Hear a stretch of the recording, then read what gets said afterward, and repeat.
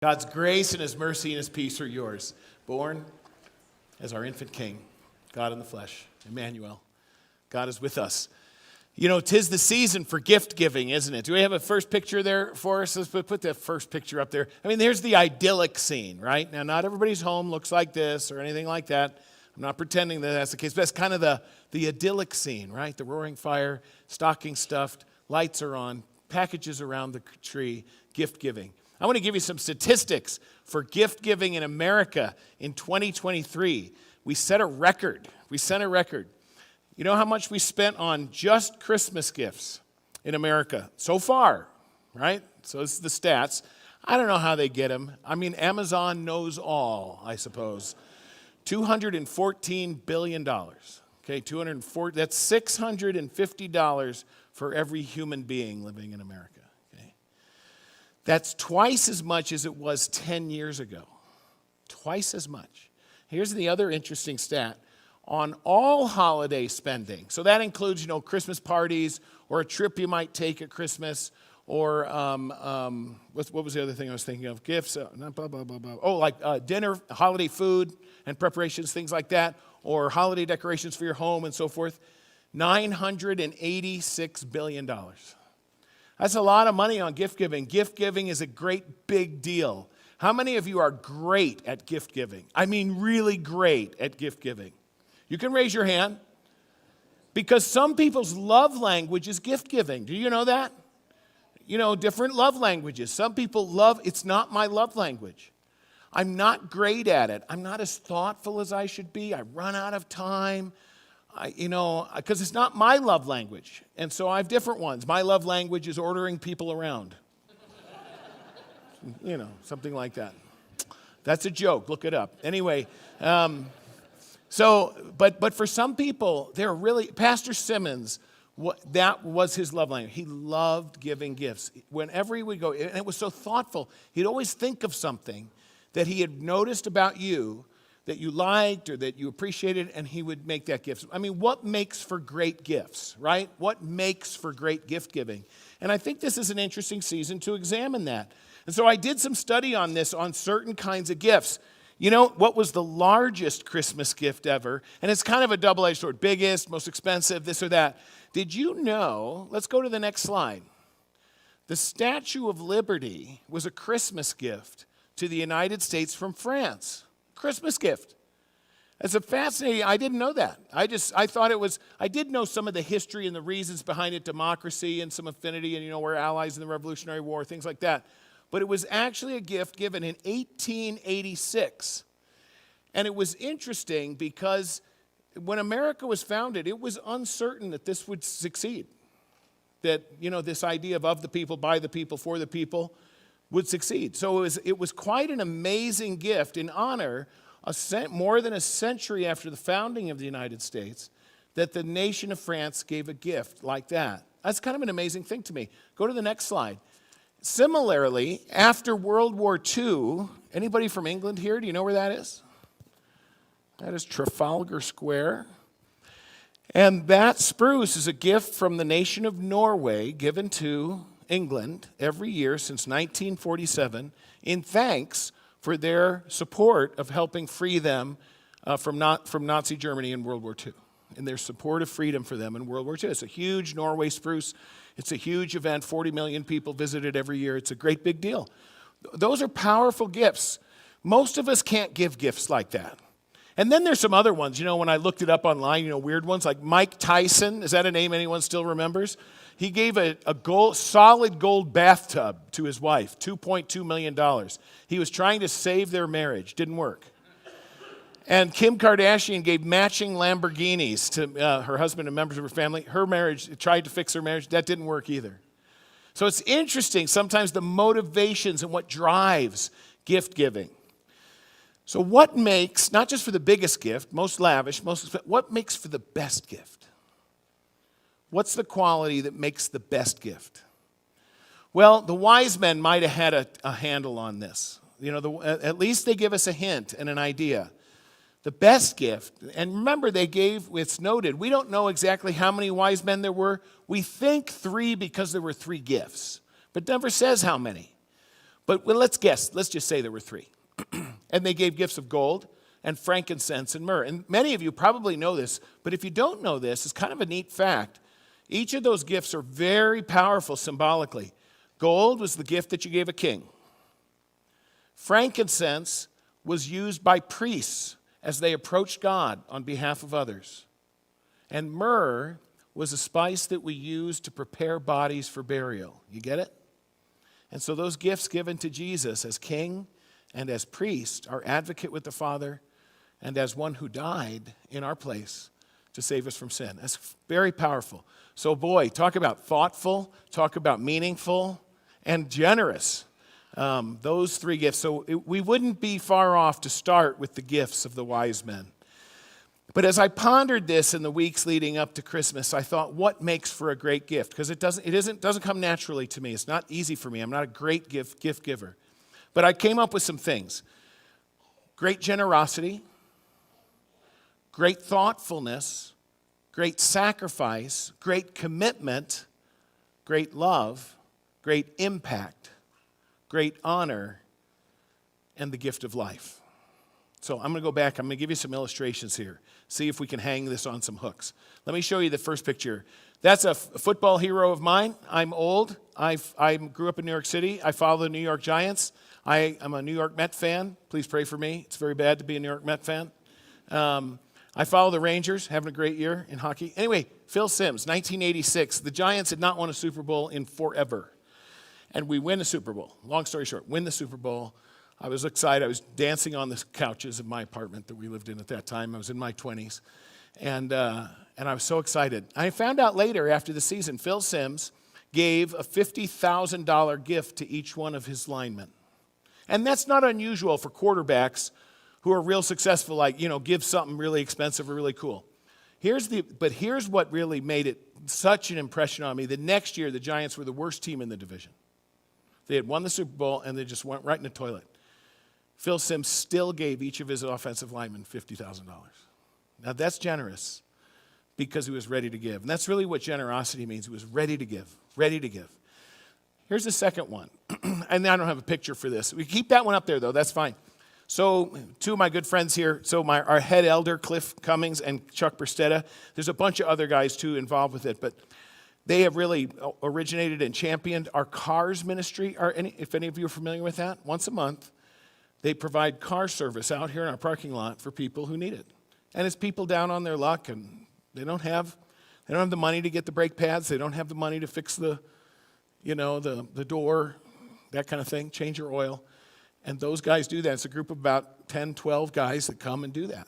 And they do it the fourth Saturday of every week. Well, here's what impacted me. That's cool, right? And they've been doing it for years and years. And now I've warned them. I've now told about 1,000 people that in the last 3 hours, so they're going to get swamped. And they have been getting more and more.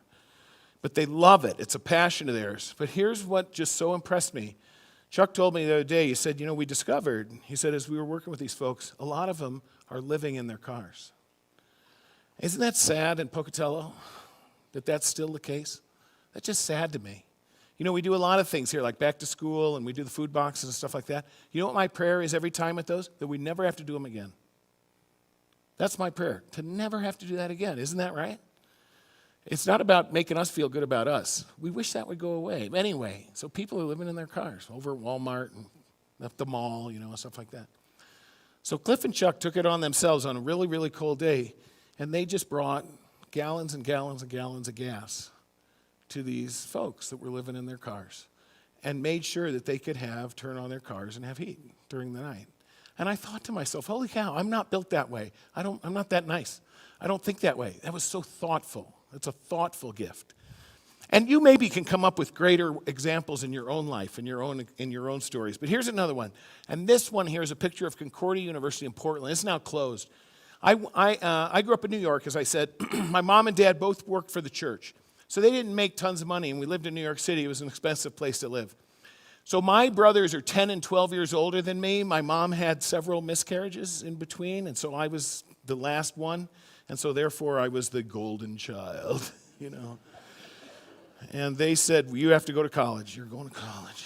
And we will pay for half. That was the deal. We'll pay for half. And you know, as a 17-year-old punk, I was like, only half? That stinks. You know, I got buddies who their parents are paying for the whole thing, and they got cars, and, you know, they got stuff. Man. So I'm mowing lawns, and then I'm bartending, and I'm waiting tables. And I did it. I made it. I mean, I made enough money over those years to pay it off, but I grumbled the whole time. Why they weren't more generous. Well, my mom passed away when I was 27. My dad passed away about 7, 8 years ago now. And I looked through his stuff. My mom was a journal keeper. And I read in her journal, I finally found it, read in her journal, for the 4 years I was in college, my parents never took a vacation. My dad worked 2 years past retirement age so that I could go to college. And I just lost it because those were the very people I was griping about. And so they knew what sacrifice was. They didn't just, they didn't forego, I don't know, getting a new car every 2 years. They didn't buy a new car. They didn't take a vacation. And he worked 2 years past retirement. That was sacrifice, and I'll never forget it. Next picture. So in Portland, we started a ministry in Kenya, and it was called Partners in Kenya. And just like we have one here, Hands for Uganda, that's another one that we've done. So these are pictures of the kids over there, and when we were doing it, it was right after after the year 2000. And in that time, in sub-Saharan Africa, do you remember this? 80% of the children in sub-Saharan Africa were orphans in certain countries and regions. 80%. In this region of Kenya near Kisumu, 80% because of AIDS, HIV/AIDS.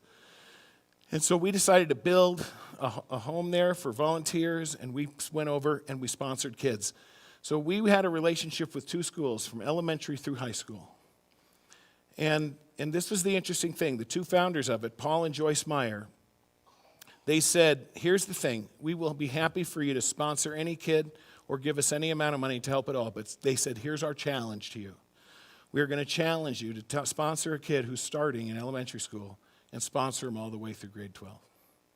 And there was a point at that church, this is about 20 years ago now, where people sponsored kids for 12 years. 12 years. That's a commitment. That's one that they saw through. And those kids, and they saved their lives. Because if they could get them through high school, it saved their life. Here's another one. A gift of love. If you're familiar with this story by O. Henry, called The Gift of the Magi, and I'll tell it real briefly for you. You can see the 2 young couples. They just had gotten married. They didn't have 2 nickels to rub together, but they loved each other dearly. And she had beautiful hair, long, all the way down to her waist, just beautiful. And she longed for an ivory bone comb for her hair. She saw it and just would comment on how beautiful it was. And her husband resolved, I will get that for her. He didn't have the money to do it. I will get that for her. At the same time, he was looking in the window, and he had a prized possession, and it was a pocket watch of his grandfather's. And it was just a family. He just loved it. It was his most prized possession. But he had no money for a fob. He just had a string, for his pocket watch. And so he looked in there, and he said, man, look at that fob. That would be a beautiful thing to have. And she resolved, I will get him that fob. Now, they had no money to do it. And on the day of Christmas, when they opened up their gifts, he got a fob, and she got that bone comb. But here's how they did it. He sold his watch, and she cut her hair. A gift of love. And then I got to show you one more picture, real personal. That's my daughter and my grandson. And many of you would probably say this. If I said, what's the greatest gift you ever got? It would be the baby you held in your arms. And Sarah was born on December 11th. In our house, that was the best Christmas present that we ever got. Although Luke is a close second. He was born on December 4th and was I'm sorry.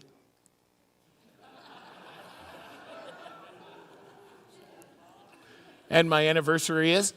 No. August 6th, I got it, I know it. Okay, December 6th, is that right? Wow. That's going to take me a while to get that fixed in my head. Sorry. Anyway, but I am sure there are so many of you here that would say the same thing, that great gift of love. And then an impact gift. Chuck told me a quick story about going to Uganda. And they had all the guys that went over to that trip to the school in Uganda had solar lights. And it was amazing because the guys that were there saw those solar lights and they were just amazed by them because none of their homes had electricity. And Chuck saw that if he gave them a light, it was like they had changed their life. And they did, because now at night they had light. It changed their life. Now that's a silly story, but that's a gift of great impact. So if we're defining what great gifts are, and then a gift of honor is this one. That picture, go back that one, sorry, Forrest. Back to the Statue of Liberty. When France gave this gift, they gave it because they were honoring America for having successfully done something the world had never yet seen. Was for over a century to be able to have a democracy. I mean, you got to fight for it a little bit. You got to protect it. But it was something the world had not seen, and they gave that in order to honor the United States for their ability to do that. And then the last one, this picture here, is a gift of life. Gabriella is on the right, and the woman in the middle, her son died in a car accident, and Gabriella was pregnant and had a massive failure in heart where she had to have a heart transplant. She couldn't live, but she was pregnant. So it was her and her unborn child. Her son died, and it was his wish that his organs would be donated, and his heart now lives and beats in her. That's a gift of life. And there were thousands of examples of that around the country. I knew of one in the last church I served where we had 2 services, and one guy had a kidney, his kidneys were failing, needed a kidney transplant, no matches, he was struggling to find a match. Another person from the other service, they had never met. This is what happens in church. Is that weird or what? Right? People go to the same church, they go to 2 different services, they meet each other for the first time and ask if they're visitors or not. That always goes well. So, but he was a complete stranger in many ways, but he was a brother in Christ. And when he found out, he got himself tested, gave him the kidney, and he's living beautifully today. It's an amazing thing. We have hundreds and thousands of stories like that. But here's the idea. Gift giving at Christmas is one of the most precious times of all. And it's especially powerful when it's one of those things I just mentioned that motivates it.